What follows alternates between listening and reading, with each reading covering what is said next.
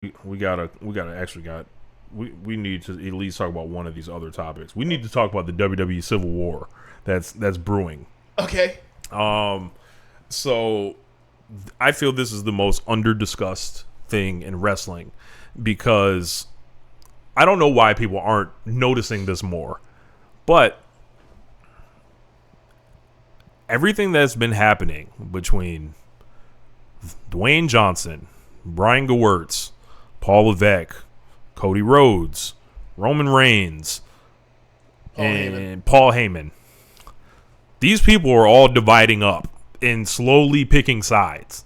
And the finish of WrestleMania, the matches that were made at WrestleMania and changed to, the people who won on both nights. And this writer, Brian Gewirtz, who keeps saying weird things in the media to redrudge and bring this shit up. There is something that stinks going on. It reeks of like Dwayne Johnson. People are making power grabs, and they're different parties. And Cody's gonna have to pick a side. And I think he's already picked a side. It's like, do you feel that? Do you think so or no? Or do you think he's at a point where like he can still get out if he need to? I think he's gonna just try to play both or whatever. I mean, if he could, I would. But I think he's kind of in one camp already. I think like Brian Gewirtz like keeps opening his mouth, indicating us when no one's even asked him. Like he's going on Busted Open Radio saying this stuff. And it's like, bro, why are you exposing family secrets? Why are you trying to relitigate something that seems so well received? Be like, oh, actually, that was not the plan. We don't think it was good for Cody to win the Royal Rumble and all this other stuff. And it's like, hold on, like, Dwayne, it is just from the Dwayne Johnson camp of like, we should have just did it my way and all this stuff. And it's like, you're crying about it in the media, and I'm like, hearing the stories, Roman Reigns, Paul Heyman are adamant that Cody win the belt, that Dwayne not get the match. So what does Dwayne get to do? He gets to pin Cody Rhodes, right, and set himself up down the road, because Dwayne Johnson always gets it back somehow, right? Like, he's always known when to give and when to take. Ironically, like kind of we were talking about Malachi Black earlier, essentially not understanding that same concept, right? But in Dwayne Johnson's case, he is the office, and he's always going to get what he wants at this point. So even if it looks like he temporarily gave in this time, what do you think is waiting for you? Especially like, these people have been in competition with each other for 25 years between Paul Levesque and Dwayne Johnson, and one guy has all the cards, seemingly. And I think the other guy is trying to run a public campaign to prove his indisposability. Like, he can't be disposed of, quote unquote, because the fans will not take well to it. Like, he's showing himself more on camera than ever. He's designed a WrestleMania weekend to, be held in honor and praise of the great and powerful, all-knowing Paul Levesque. Call him out at the end of the WrestleMania main event, and not Cody Rhodes' fucking wife, who was dealing with serious health problems and shit. She okay? Yeah, she's okay now or whatever, because she ended up getting surgery. I had no idea there was Brandy. It was something with Brandy. Yeah, obviously, we have I have issues with like how she handled wrestling, but like I don't want her to be ill. Yeah, not a monster. Yeah, so like it was like this whole thing, and of course, taking pictures of yourself, saying books you're going to read when you haven't read the lawsuit. Like, there are a lot of things that with this thing that I'm starting to pay attention to. That's interesting, given the conversation we had earlier today about people reading lawsuits. It's interesting. It's really interesting. Yeah. I don't think you really want to read that lawsuit, brother. Yeah, like, I think there's nasty shit happening here. I really don't think you want to read about how your wife was corporate officer number 3, brother. Yeah, and I it's just something to pay attention to, because Brian Gewirtz is known to be with Dwayne Johnson. He worked for his production company and left WWE to do it, and came back with him, essentially. Where does Roman Reigns fall in all this? And then that's his quote-unquote family, but maybe not really. Maybe, a lot of other shit going on You here. playing it how it goes too. Yeah. So, you know, I think there was extra motivation for The Rock to come in and wipe the floor with them both in the build. And I think you got to view all this stuff through an entire different lens than everyone was just working together to make it the best. These people were working against each other in high shark in the water type situations. Like when he talks about Cody Rhodes making that face, and basically Cody knows what he's doing by making that face, right? And but the thing and I think Cody was not. Look, if I'm Cody Rhodes, I do the same thing he did. Well, my thing is this: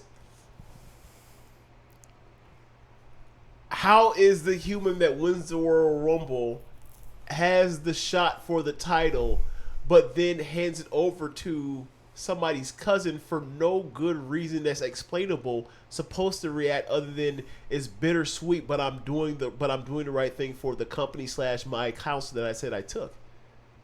What other reaction are you supposed to take as a competitor? And then like he's referencing he actually, like, regardless of if he wasn't supposed to do it or not, he made the right facial reaction for someone that literally gave up their golden ticket. You're supposed to feel bittersweet or like feel like you left something on the table here. Like you left opportunity at the table, and like you may not be happy about it, but you're doing something that you know is quote unquote, or you feel is right at the time. That was the right face you're supposed to make. So that's the thing that gets me of like, why in the fuck will you tell us this? Because you're saying that your storyline was so shitty that the person that you had make or do this said that, like, no, I can't do this because it's a shitty storyline. Like, yeah. I can't react the way you want me to react because it makes you're killing their top babyface in your promotion, dummy. Yep, and they're bringing up like it's supposed to look like the Nixon and Kennedy debates. That was 50 years ago. What are we? In the idea of like the Nixon Kennedy debates is that if you heard them on the radio, you thought Nixon won. If you watched them and saw this flop sweat coming from Nixon's face, you thought Kennedy won. So that means Kennedy won.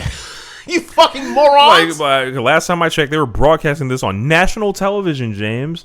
They were not broadcasting this over AM radio. That's a terrible analogy. That analogy is that because of bad technology and limitations of the time, a number of citizens were were under the misinterpretation of what actually happened. You fucking idiots! No, that's not. That was be controversial. That's there is the truth, and there was something that was obfuscated, and it caused people to see something differently than people that saw a clearer picture of what was actually presented or what happened at the time. You fucking idiot! And it's like I just can't get over the fact Gewurz won't let it go, and I think this is not the last we're going to hear of this, and it'll be interesting if Cody drops the championship at any point. Because he's going to have, like, and he's already been pinned by The Rock. But will The Rock end up ever doing that job for him? I can't guarantee that. I don't know. And I guess we'll never know. Yeah, we'll see. But it's definitely something to watch because, like, and also Nick Khan. I didn't mention this guy. Childhood friends with Dwayne Johnson is bouncing all around whoever at the time. He out here tiptoeing around too. He's playing it how it goes too. So it's like all this shit is like because I guarantee you don't want to find nobody else to book this shit except for Triple H too. Because there ain't nobody else to find to do this except for Triple H, and at the same time, Big Dwayne.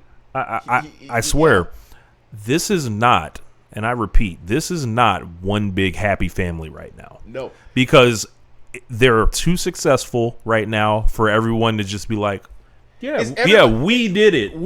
It's like I did it. That's what that will come the disease of more, like Pat Riley talks about. Yeah. And as you mentioned, like we wouldn't have to speculate on these things in that way if they weren't giving us this kind of stuff that maybe like, bro, no one talks like this if everything's straight.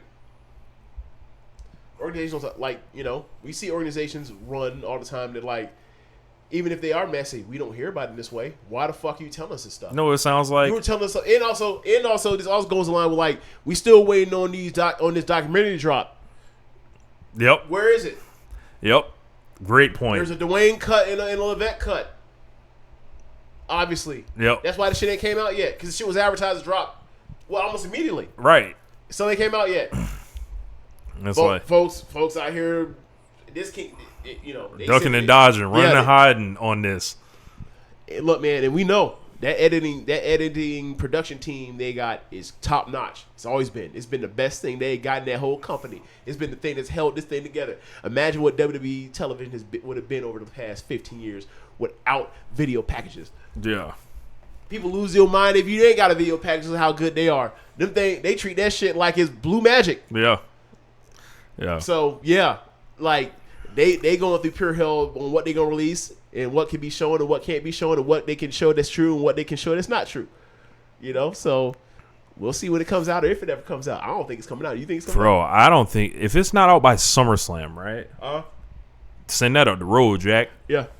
Like, and motherfuckers gonna have to just pretend they didn't care about it or whatever. There's gonna be a lot. Like, I think this is so interesting. Like, you couldn't get me to care about a WWE storyline or anything, right?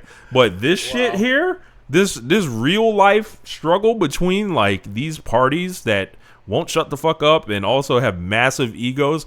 This actually is the wrestling that people say, they grew up on, and, political power, and, it all just gets more complicated because people just think everything's on the up and up. And well, they thought it's all up and up because like for so long we people were led to believe that the only problem was Vince McMahon, and it's like he was the biggest problem, but like there's always going, whenever there is in an institution or a political structure, there is a power vacuum that is left open. Like people are going to try to claim the spot, and like this thing clearly is a thing where like they have to split power, and they don't like the split. Both sides don't like the split, which means probably it's the right split. Where in negotiations, like both people feel like there's stuff that they left without that they wanted.